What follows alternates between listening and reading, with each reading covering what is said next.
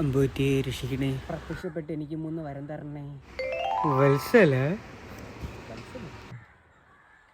വത്സ, നിനക്കെന്നോട് 3 വരങ്ങൾ ആവശ്യപ്പെടാം.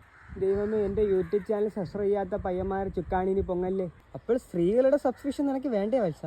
പയ്യന്മാരത് പൊങ്ങിയില്ലെങ്കിൽ അവർക്കും പ്രശ്നമാണല്ലോ. ഇതിൻ്റെ 2ാമത്തെ വരം ചോദിക്കും. ദൈവമേ, എനിക്ക് കുറച്ച് സ്വർണം വേണം. എൻ്റെ ഇപ്പോഴത്തെ സാമ്പത്തികം എൻ്റെ കിരീടം കണ്ടിട്ട് ഇവന് മനസ്സിലാവില്ല. എന്ത് കുറച്ച് ആളും എൻ്റെ അടുത്ത് ഒരുത്ത വരും ചോദിച്ച് എൻ്റെ അടുത്ത് ആകെ ഉണ്ടായിരുന്ന ചക്രം അടിച്ചോണ്ട് പോയടാ. ദേവമേ, അതുകൊണ്ട് നീ എൻ്റെ അടുത്ത് വേറെ വല്ലതും. എൻ്റെ ദൈവത്തിന് വല്ല വിഷമം ഉണ്ടാ ദൈവമേ? എനിക്ക് റീലൊക്കെ ചെയ്ത് റീച്ച് ആവാൻ ഭയങ്കര ആഗ്രഹം പോലെ. നമ്മളൊക്കെ ഒരു പാറ്റേൺ അല്ല, നമുക്ക് ചെയ്യാൻ ദൈവമേ. വാ, ഞാൻ റീച്ച് ആവാനായിട്ട് ഓരോ സ്ഥലത്ത് അത്ഭുതം ചെയ്യും. ഇമാരെ അവിടെ പ്രതിമയ്ക്കല്ല അമ്പലം കിട്ടും. എനിക്ക് ഭയങ്കര ശല്യം ഇവിടെ ചെയ്യാൻ പറ്റണ്ടേ.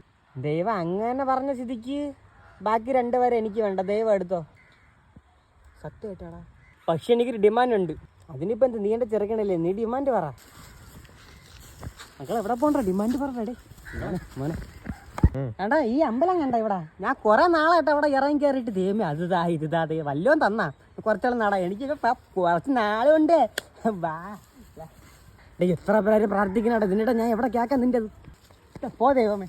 എനിക്കവിടെ ജോലിക്ക് നടത്തുമ്പോൾ ഇത് കണ്ട എൻ്റെ ഈ പൊത്ത ഉടുപ്പ് ഞാൻ മാറ്റിയില്ല. ഇത് ശല്യമായില്ലേ, ഇനി മുണ്ടില്ലാതെ ഓടിയാ. ഇപ്പോ